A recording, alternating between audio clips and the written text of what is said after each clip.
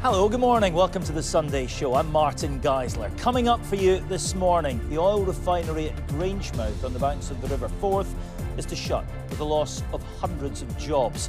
The members of Parliament for the area at Holyrood and at Westminster are angry with their own parties, among others. We're going to speak to both Labour's Brian Leishman and Michelle Thompson of the SNP. Yeah, loads to get into this morning. Just the usual reminder before we start, we do want to hear your thoughts on the issues we're discussing too. If you want to chime into the conversation, you can. You know the drill. Use the hashtag BBC Sunday Show on social media. Now then, the future of the oil refinery at Grangemouth on the Forth has been a concern for the past few years. This week, the news the workforce there had feared was confirmed. The plant is due to shut with the loss of all but 65 of the 500 or so jobs. The owners say it's just not economically viable to keep the place open. But the politicians who represent the town, both at Westminster and at Holyrood, are angry more's not been done to protect the workers and their jobs. In a moment, we're going to hear from the SNP MSP Michelle Thompson. First, though, let's speak to the Labour MP for Alloa and Grangemouth, Brian Leishman. Good morning to you. Good morning, Martin. You've been fighting hard to save the refinery there. Is the fight now lost? Is it finished? Is all hope gone? Not in my opinion, anyway, Martin. The fight absolutely must carry on, and it's something that I'll be continuing to champion down here at Westminster. Right. I mean, you've been angry about this. Just let's be clear about this. Who is your anger directed at here? A multitude of actors, to be honest, but primarily at my own government at the moment. It's not a problem that Labour created. We have inherited this from failed Conservative government who turned their back on the refinery workers, and also the inaction of the SNP in Holyrood. So there's a lot of people that have got to carry the can for this, but we really, in government now, you should be doing an awful lot more. What should Labour have done? What should they be doing? Well, I appreciate and welcome Project Willow, but the truth is, the hard fact is, if Project Willow's recommendations and findings aren't ready for years to come, and in Q2 2025 the refinery closes, that's the definition of an unjust transition. And neither government can really lay claim to having a credible industrial strategy if there's an unjust transition. Right. I mean, Project Willow is the review into what should happen to Grangemouth in the future. Tell us about the conversations you've been having with the UK Labour government on this. Whose doors have you been knocking on, and what are you been hearing from them? I've taken this right to the Prime Minister. This week I've written a letter to him requesting a cross-governmental meeting, including myself as the constituency MP, unite the trade union involved and also refinery owners as well. I've had a Prime Minister's question. I've had repeated questions to the Chancellor, to the Secretary of State for Scotland, to the Secretary of State for Business and Trade, and also Energy and Net Zero. That's from you to them. What have you been getting back from them? What's the Chancellor said to you? What's the Prime Minister said to you? Well, I think it's fair to say as well is that the answers have been incredibly underwhelming and not good enough, really, because we're not just talking about my constituency, my local community. We're talking about all of Scotland. This is a Scotland issue, and indeed, if Scottish Labour MPs are to be at the heart of a UK government, then we've got to put Scotland first here, and you don't get a bigger issue than the Grangemouth refinery closure. Right. I mean, we were promised Scotland at the heart of a UK government when we went into the election. Are you saying that's not happening? I'm certainly saying, looking at how the cards are being played here for Grangemouth, and we look at investment in other parts of the United Kingdom, for example, and I have to say as well, not just in the United Kingdom, I've asked a question down in Parliament there to the Chancellor about the £600 million loan guarantee that this government has rubber stamped for Ineos to build a new plant in Belgium. So there's £600 million for investing in Belgium. Where's that money for Grangemouth? Well, part of the answer to that, we thought we had some of the answer to that in the election campaign. Anas Sarwar had a lot to say about Grangemouth in one of the pre-election debates, the one on STV. Let's have a listen to what he said. We would step in and put our money where our mouth is and invest in energy. Would you step in to save the refinery? We would step in to save the jobs at the refinery and to invest in that transition by making an energy transition hub at Grangemouth, and we would put hundreds of millions of pounds behind it to make it a reality, to protect those jobs and build Grangemouth for the future. I told you this was going to... We'd put hundreds of millions of pounds behind it to save those jobs and protect the future. What happened to that? I honestly don't know, Martin. I want to know, because I believed Anas when he said that in the leadership campaign. And after, I think it was only 48 hours after assuming office as Prime Minister, we had Keir Starmer in Scotland saying that it was #1 priority issue. Well, we're over 7 months in now, and workers have been issued the redundancy notices. That's not good enough. I mean, have you spoken to Anas Sarwar about that? I have. Said.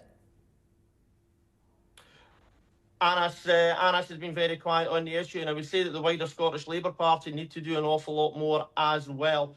And that comes right up to, like I say, the Prime Minister down in Downing Street. He's got to do an awful lot more. My community does not deserve to be abandoned on this issue. This is the biggest industrial issue to hit Scotland in 40 years. More must be done. Was there a plan to spend hundreds of millions of pounds on this? Did you have sight of a plan? I haven't had sight of the plan, but if Anas Sarwar said it on the leadership debate, then I listened to my leader, and all the mood music that I heard during the campaign was that we were going to step in, we're going to save jobs at the refinery. And now it's one thing being in opposition and making promises. Now that we're actually in government, we should follow through and make good on them. I mean, his opponents are accusing him of lying to the electorate. That's strong language, but do you think that stacks up, given what you've seen and heard? I'm not going to say that Anas was a liar. I don't know what conversations Anas has had with Keir Starmer. Did Keir Starmer, as he said, it was his #1 priority, did he make assurances? That's something that I want to find out. You have suggested nationalising the oil refinery at Grangemouth. I mean, Jim Ratcliffe, who runs Ineos, who has enormous international expertise in this business, says it's losing hundreds of millions of pounds a year. Why would you want hundreds of millions of pounds of public money to be lost on this? Well, at the Economic and Fair Work Committee in Holyrood, Ian Hardy, who's pretty much in charge of day-to-day operations from an Ineos point of view at the refinery, said it costs £100 million a year to operate the refinery. But when you look at PwC and Scottish Enterprise, they say that the economic contribution of the refinery to Scotland is north of 400 million. Now, to spend a bit of money to get a lot more money, that's just good governmental sense. And when we actually look at who owns the refinery and who is in charge of our oil security, #1, it's a foreign government, because PetroChina is the petrochemical wing of the Communist Party of China. And then #2, private capital. There's absolutely no reason that such a key piece of vital national infrastructure be in those hands. It should be government owned. Except, if you'll forgive me, I mean, I drive past Grangemouth twice a day, 5 days a week, getting into work, and it is dirty, it's polluting, it's a bit of a blot on the landscape.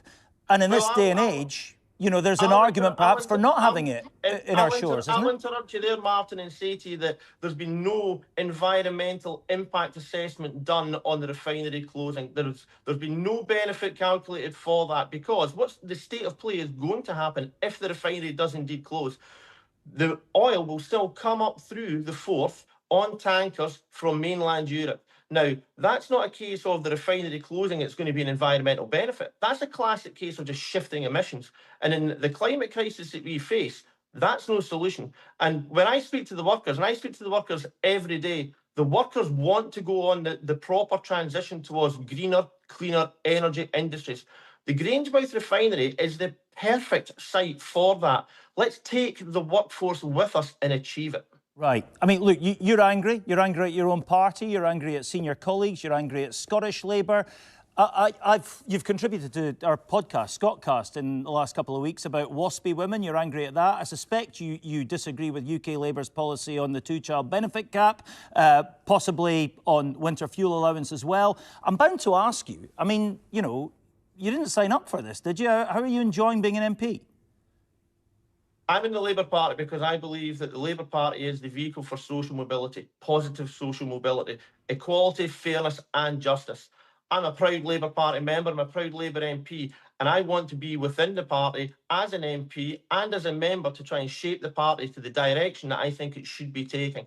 Now, I've been openly critical about a number of things. Our first 7 months, I think it's important to be honest, Martin, because honesty is in short supply often in politics. The first 7 months haven't been what we want it to be. We can and we must do better. But you want to shape the party in the direction that you want it to take. That's a bit of a kind of Sisyphean task, isn't it? Pushing the boulder up the hill. I mean, you're now seeing what shape the party is actually in, and you're seeing what Keir Starmer is all about. What do you think now, given you've only been in Parliament 7 months, about the party that you joined? I know that the Labour Party is the primary vehicle for social mobility in this country, and it can positively impact and transform society. I've just got to try and play as much of a part as I can to try and achieve that. What's the atmosphere like in among the Scottish members of the Labour group at Westminster? I'm not going to comment on anyone else's. I know my thoughts, and I'm happy to share my thoughts. I would never speak for anyone else. Well, I'm not asking you about individuals. I'm just asking you about the group. Is there a disenchantment among the Scottish group of MPs down there? Martin, if you'd like to invite other Labour colleagues on, then I'm sure you could put that question to them. But I'm just telling you how I feel and what I want to happen, especially not just for my constituency, but for all of Scotland. You were a golf pro before you did this. Would you rather be back in the golf course?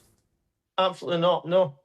It's one of the best jobs in the world on a day-to-day basis. I'm incredibly fortunate. I've got a fantastic team of caseworkers as well in my office that are making positive changes and positive differences for people in need across my constituency. It's the best job in the world. I mean, look, there's 400 odd workers just now who've been served with redundancy notices last week, desperately hoping for a glimmer of light. Is there anything you can offer them this morning? I would say that absolutely.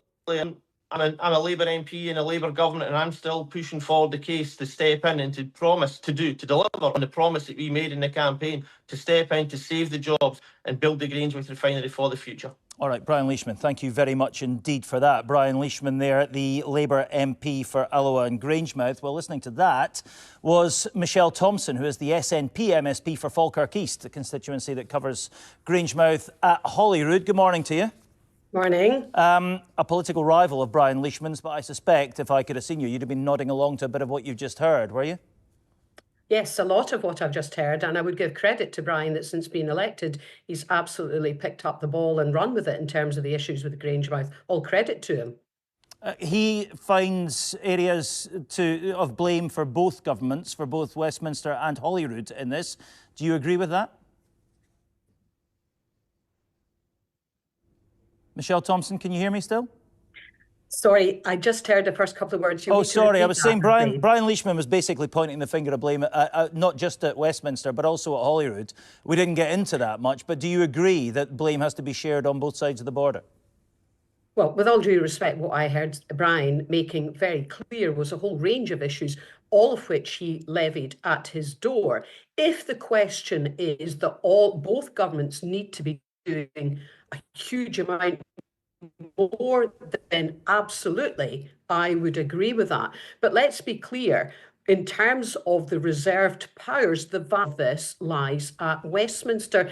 It was Westminster who have not done anything, for example, about carbon capture and storage, putting Grangemouth at the heart of that in track 1. It's Westminster who set in place 8 test sites for sustainable aviation fuel, none of which are in Scotland. So I absolutely accord a huge amount of blame for the UK government. They've done absolutely nothing. They're asleep at the wheel. And I've been quite open. I am calling the Scottish government to use their convening power to do a lot more. And that is different. Like what?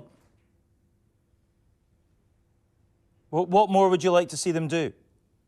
Well, what I'd like to see them do is to call a meeting today with Sir Jim Ratcliffe, with the Prime Minister, with the First Minister, with the associated ministers in charge, and sit down with Sir Jim Ratcliffe and work out a way forward. Now, going back to the history of this, Sir Jim Ratcliffe managed to buy pound with a 280 million loan guarantee, similar to the 600 million loan guarantee that has been mentioned with Antwerp. There must be a way to effect a pause in the actions that are being taken. Right. A pause is what I've called for consistently, so that we can put the work in place, because we all agree there needs to be a transition. We need a pause of at least 5 years to allow Willow to report, to get the proper actions in place. And I would call on the Scottish Government to do that today. OK, well, look, he's saying it's a commercial decision, hundreds of millions of pounds being lost every year. He can't afford to keep it open. He's just not going to keep it open. Let me put it to you. We've been hearing from your government about the just transition for, well, I don't know, a decade now. And it's just kind of one of these phrases that has just slipped in unchallenged. And we're beginning to see the first big test of it. The just transition was meant to be, correct me if I'm wrong here, that when jobs went in the oil sector, it was a safety net that would catch them and be jobs waiting for them in the renewables sector. Now, here is a big test. Hundreds of jobs going at an oil refinery, and there's nothing there for the people. There's nothing there to catch them. Is this not a first big failure of this just transition we've been hearing about for so long? I would agree with that. My concern was such when I was first elected and went on to the Economy Committee in the Scottish Parliament, I had triggered, along with the committee, an inquiry into what exactly was the nature of a just transition and try and get some meat on the bones in that. And I did that because I don't think anyone should underestimate the challenge and the difficulty and the complexity of trying to do this sort of shift. It's absolutely massive. It's incredibly difficult, but it needs ongoing focused work. And I think what we've seen is that nowhere near enough has taken place thus far, but it's a huge amount of work, and I don't think anybody should underestimate that. No, sure, but we have been hearing about it for a long, long time. There's a Cabinet Secretary for Just Transition now, all of that. So when we hear about it, you know, when the Scottish Government talks about it, as they do, should we be a bit more circumspect? Well, I think that the point I made earlier is a just transition. You're moving from a certain state and you're moving to another one. So if you look at what are the potential twos, carbon capture and storage, I mentioned all earlier, and you would have heard the First Minister in First Minister's questions the other day saying he was becoming irritated because there seemed to be no further guidance from the UK government as to whether Grangemouth, that site, would be part of the track 2 for carbon capture and storage. He described himself as becoming irritated. I think I'm a lot more than that. I'm nearly at the point of incandescent. But I mean that isn't a gift of the UK government. And I mentioned sustainable aviation fuel. In fairness to the Scottish Government and in fairness to myself, we have been consistently calling for at least one of the sites for sustainable aviation fuel as a test bed to be in Scotland. And that was discounted by the previous Conservative government, and nothing has changed with this UK Labour government. OK, Anas Sarwar says actually the future is not in any of that. The future is perhaps in nuclear, and we should have small reactors around the country that would provide a really good, reliable, clean source of energy in the future. Why is he not right about that? Why are we fighting to keep an oil refinery open and ignoring the possibility of exploring nuclear? Well, I suspect that he was really trying to divert attention from his quite outrageous comments about saving all of the jobs and putting millions of pounds behind it. Maybe he also believes in nuclear. Well, he may well do, but if you look at the actual facts on the table, Hinkley Point has been literally billions of pounds over budget, and it's yet untried and untested. And quite frankly, the Scottish people and the Scottish Government do not want nuclear. It includes considerable risks. We have a site, we have a refinery at the moment we've just seen 435 jobs. Something could be done there. We have some clear plans for how we might be able to get to a just transition. The Scottish Government has those. We need to get on and use the assets we have got. Do they have right clear now, plans? right here? They've said something this week about Forth Valley College having a look at the workforce and assessing their skills and then maybe retraining. No, when we're talking about just transition, nobody said you lose your job, you get made redundant, you go through months of worry, then you go to a college and you're not earning any money and you retrain then and then you go back in. This was all meant to be seamless. They don't have clear plans, do they? No, I don't think the plans are clear enough. But the point I'm making, and you can't let go, that the Scottish Government is reliant on the UK government to put certain plans in place. Just transition to what? We've talked about carbon capture and storage. We've talked about sustainable aviation fuel. All of that is currently being blocked by the UK government. And the Scottish Government is putting a lot of energy and investment into promoting renewables, but we can't do it on our own. We need the UK government at the table. And critically, in this situation, we need Sir Jim Ratcliffe at the table as well. All right. Michelle Thompson, many thanks indeed. I'm sure we will return to this in the weeks ahead, that's for sure. Michelle Thompson, MSP for Falkirk East, thank you for your time. Right, thank you all for being with us. We're off the telly next week. I'll be back in a couple of weeks. We'll be on the radio from 10 as ever. If you're with us on the radio now, here's Graham.